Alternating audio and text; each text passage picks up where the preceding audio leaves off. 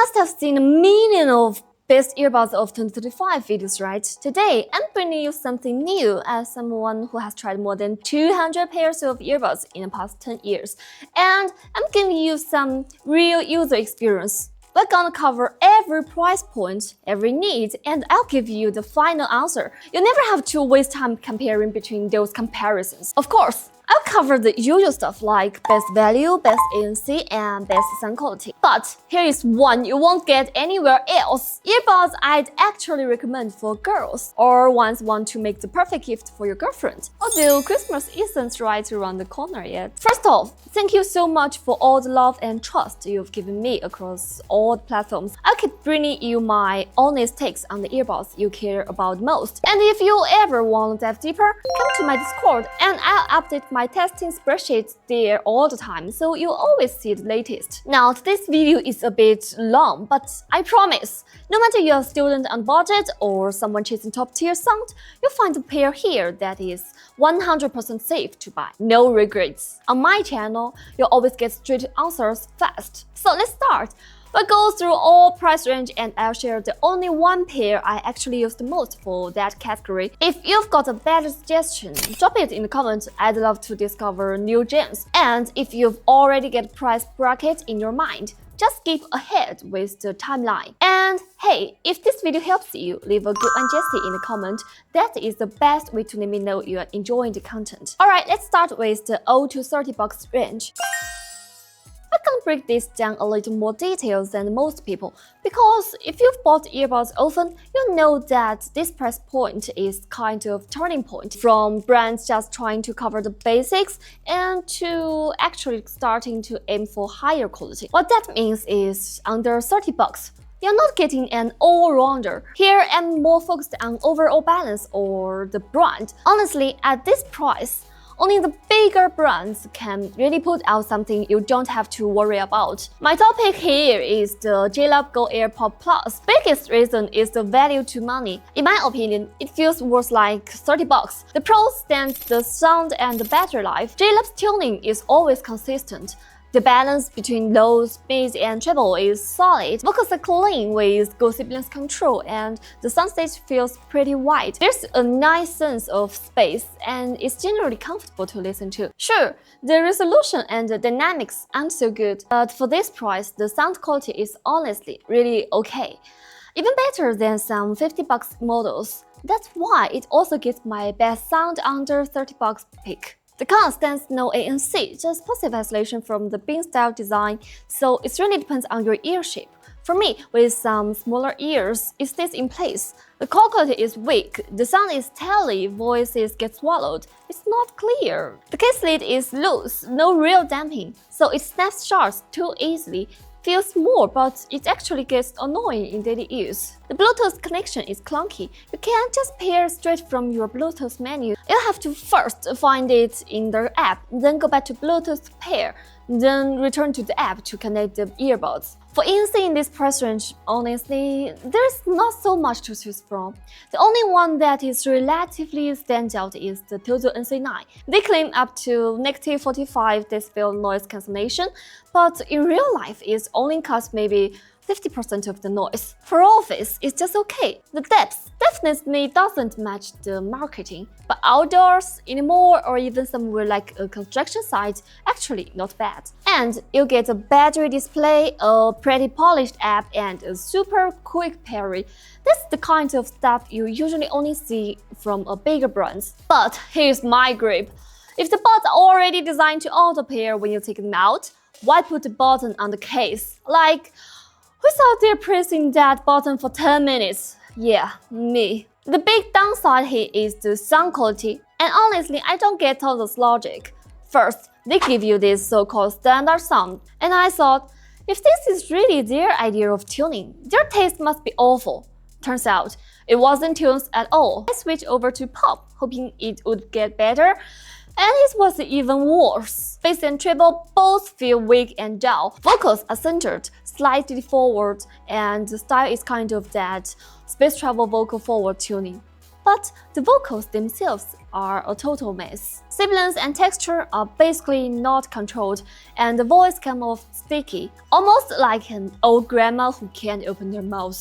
It gives me that hopeless feeling. Whatever, people always get old kind of vibe.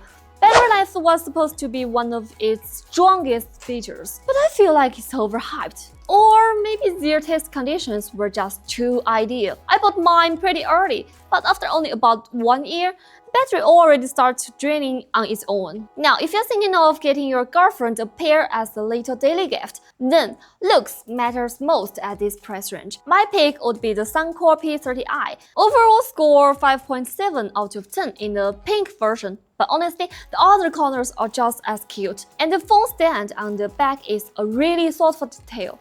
As for the sound, it's Soundcore's traditional tuning. Nothing wrong, but nothing amazing either. The bass spreads out a bit too much, which makes the whole sound darker. Vocals and high-frequency instruments feel a little suppressed, and since vocals sit further back, it's more like being mid-roll at the concert. For ANC, even though they claim -42 decibel, in reality it feels like maybe a 30% reduction. It's really just a handy little tool for everyday use.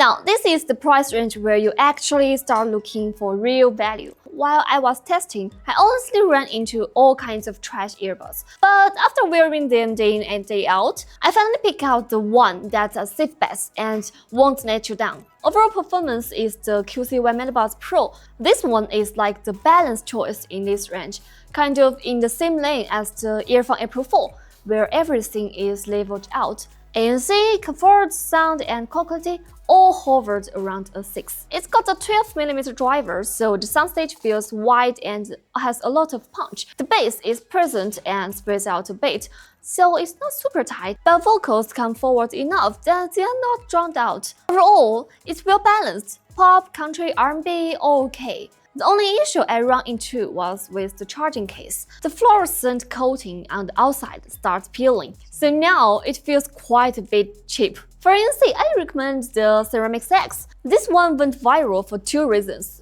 They hyped it up, saying the ANC beats Extreme 5, and then there was the scandal about Final ZE 3000 SV copying them. Personally, I do think that beats Extreme 5 claim was a stretch. At this price, the cheap power alone makes that impossible. But the ANC real performance is legit. The 47 decibel depth is real, and it cuts down the low frequencies and voice really noticeable. The bean-shaped design also helps with the high frequencies reduction. At this price point, it wins all. From what I know, Ceramic X has already been out of stock in China, but you can still find stock in other countries. If you manage to grab one, you got a bonus. And according to the official news, the upgraded Ultra version should be launching around November, which could be even better. You can look for that, and I'll take that review as soon as possible. As for sound, it leans more towards vocals. The bass isn't as strong, so basshead might find it a bit weak. The downside is comfort. The shell is a bit of big for me, and the nozzle goes in deep, so it can get tired on the ears. That's why, even though its score is technically higher, I didn't make it my overall pick. But if you have bigger ears or you're comfortable with spin style, I say just go for this one. For sound, my pick is still from Roselsa, their new Ceramics MK2. They never skimp on the drivers, and it really shows in how detailed and rich the sound is. Bass has a solid boost and really takes advantages of the drivers and units. You can feel the drum hits are thick and powerful. It just makes you want to swing with it. Vocal sibilance is controlled well, not totally cut off, and there's this little bump around 5 kHz that makes it feel like the singer right by your ear. The overall sound is bright and it handles pop and instrumental very well. They marketed this as an ANC earbud, but honestly, most of the cancellation is just from the ear tips. People say it's getting way better if you pair it with the Super NC200 ear tips, but I haven't tried that myself. At this price, I really only bought their earbuds for the sound anyway. To gift your girlfriend, I'd 100% recommend the J-Lamp JBuds Mini. This is one I even take with myself sometimes when I'm out. You really don't need me to hype it up. It's tiny, cute, and look great. Compared to others, the ear tips are way smaller, so they are super easy to wear, zero pressure. The sound quality is surprisingly good for the size. That 60mm driver is pushed to the max. The soundstage is balanced, bass is punchy, treble is bright, and the suppression is solid. The usual downside is still there. The transient response feels a bit limited. No ANC, but the app gives you a lot of options. You can even adjust the transparency mode depth, which makes outside sound feel really natural, and the background noise is kept low. It's very obviously designed for travel. As you go past $50, you really start seeing a lot of options. And if I didn't pick a certain earbuds, it's not because it's bad. Each model I choose here is either well-rounded or top tier in one specific area. For example, the Earphone Air Pro 4 was unbeatable last year, but this year, there are stronger options. For overall performance, I'd go with the Oppo Free 4 or the OnePlus Buds 4. This is kind of an old topic for us already. If you're looking for the best earbuds under $100, these two. Other options people usually bring up like Xiaomi or Sanko just aren't as well rounded. If you want the deep dive, check out that full review video. When it comes to noise cancelling, I still recommend these two. A lot of you ask about choosing between the 4C and this, and honestly, it depends on your situation. If you're out on construction sites, walking along busy streets, or need something that blocks out airplane or train noise so you can actually sleep, the 4C is gonna be a better fit. But if you're mostly in the office, in malls, or you just want that private bubble, like lot gets sales pitched while you're getting a haircut, then the Oppo Free 4 or the OnePlus Buds 4 are your best pick. Funny enough, before filming this video, I actually took a high-speed train straight back to my hometown, and I looked how they felt on that ride. So if you want to know the details, come hang out in my Discord. For sound, I'd recommend the Samsung Buds FE and the CMF Buds Pro 2. If you want clean and refined, go with the Buds FE. If you're more into heavy bass and atmosphere, grab the Pro 2. The Galaxy Buds FE lean pretty neutral. They don't go for that V-shaped tuning. Instead, they use really strong drivers to show that great sound isn't just about slamming bass and sparkling treble, it's also about rich details. The bass and treble boost are both only around 5 dB, and there isn't so much lift after 10 kHz, but the bass has plenty of depth.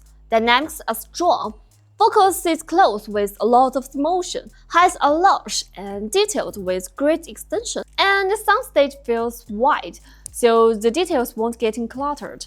Honestly, a really good one. The downside is ANC and battery life aren't great at this price point, so I only recommend them if sound quality is your top priority. As for the Nothing CMF Buds Pro 2, they're best if you can use LDAC. On AAC or SBC, the bass tends to get dirty, which messes with the mids and highs. But with LDAC, drum hits sound way more precise and punchy. The rhythm feels tight, mids carry more detail, highs open up and brighten. It's like peeling back a foggy window. For basshead, it's a no-brainer. Why I'm not recommending the more hyped Ear A or Ear models from Nothing? Honestly, their tuning just isn't it. Especially if a track has vocals, it feels like the singer is way too far from ears. Like that frustrating feel of reaching for your girlfriend's hand and just not being able to grab it. Super distracting. Now the gift. The CMF Buds Pro 2 might really grab her attention. The case feels super premium, almost like that velvet, and the little die clicks with this mechanical kada-kada sound. That's kind of fun, almost toy-like. But it's not just for show, it actually lets you control volume, playback, all that. This is the only Nothing model that does that. The only catch, they're not great for long sessions. The bass has this punchy attack, and you feel comfy while you're listening. But once you take them off, you suddenly realize how much pressure it puts on you. At this price, you're basically picking between the flagship models from major phone brands. So first, let's say Xiaomi and Redmi, out. Same for Huawei. Not because they're terrible, but because I'm not covering core quality kings here. Their tuning is too heavy on the bass, and ANC is just mid-tier. If you use the Huawei phone, you can drop your needs in the comments. For overall performance, I'd recommend the Samsung Galaxy Buds 3 Pro.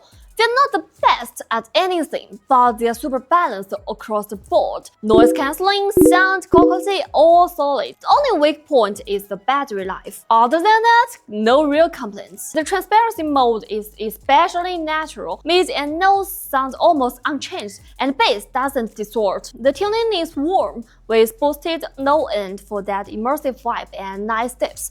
Mid and highs a little hit back really helps with sibilance. The highs still have enough sparkle, detail, and extension to keep things around. Soundstage is smaller horizontally but deeper vertically, so vocals feel intimate and spatial. But honestly, I'm still not sure how useful this whole AI translation feature really is. Like, even if I can understand what someone is saying, they still can't understand me, right? If any of you have actually tried it, I'd love to hear your thoughts. For ANC specifically, I'd recommend the Soundcore Liberty 4 Pro. A lot of you keep asking about this. Their ANC is instantly noticeable. Tested at around 45 decibel, mid-range voices still slip through a bit.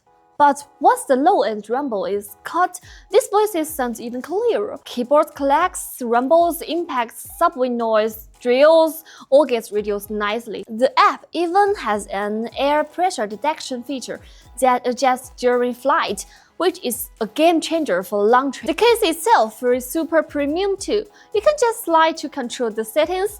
Cool experience. Downside there, honestly, I think even the foreign seats sounds better. The bass is heavy but messy, the whole profile feels dark, vocals sit way too far back, and the overall presence is kind of weak. So yeah, I'd only recommend them if your top need is ANC. For sound performance, I'd recommend the OnePlus Buds Pro 3. Overall, it's tuned pretty neutral. On ANC, the bass has excellent dynamic range. Vocals come out clean and sit at a natural spot, and the imaging is super clear. If you really pay attention, you can even tell where exactly the vocals start to spread. The highs are full, none of that thin, dry, or flat feeling, and they don't sound restricted at all. On LHDC, things get even more precise. With deeper layering, honestly, it gives me the same kind of vibe I usually get from $200 IEMs. Like the sense of presence I get with my QTX. If you're a OnePlus user, you're basically getting a top-tier Bluetooth experience here. There is the voice pickup bone sensor to help with the voice clarity,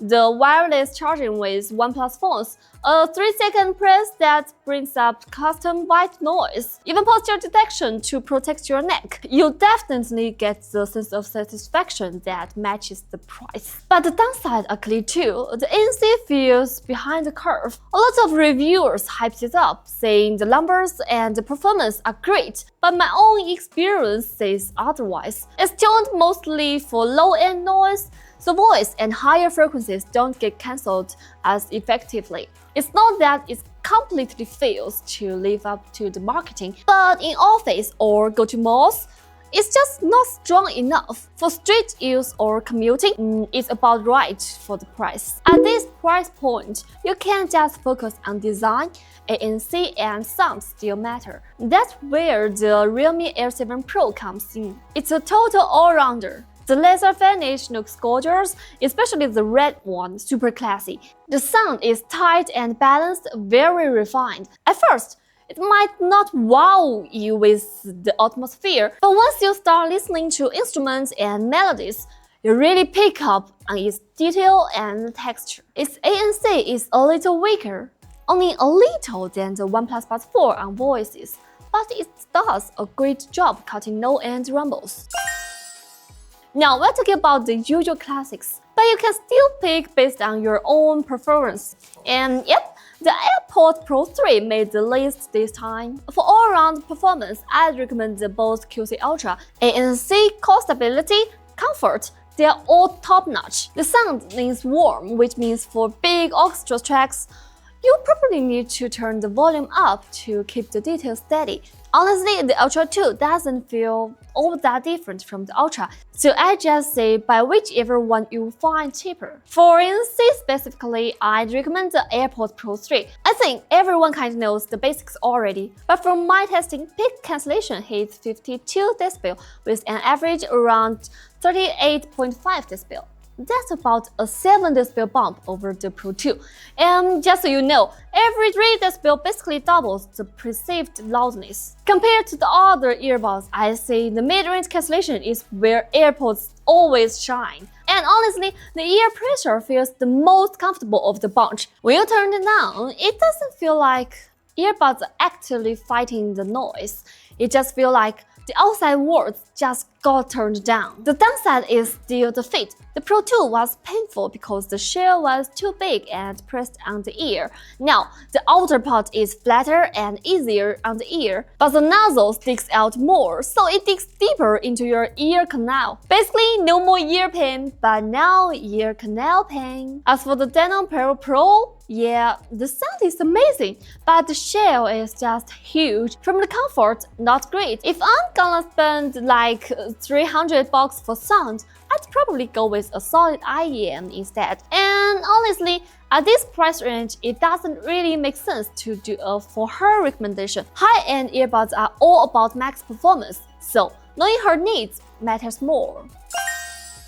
Alright, that's it for this video. Thank you so much for sticking with me to the end. Of course, as I test more earbuds, the rankings are always gonna change. If you want the latest updates or you've got earbuds you'd like me to compare, drop a comment below or join the Discord to chat. And if this really helps you out, leave a good one Jessie down in the comment and it really cheers me up. Don't forget to like and subscribe, that's the biggest support you can give me. See you in the next video, good one Jessie. Next plotly, so many new earbuds come in just 2 years. Which one should I choose on Earth?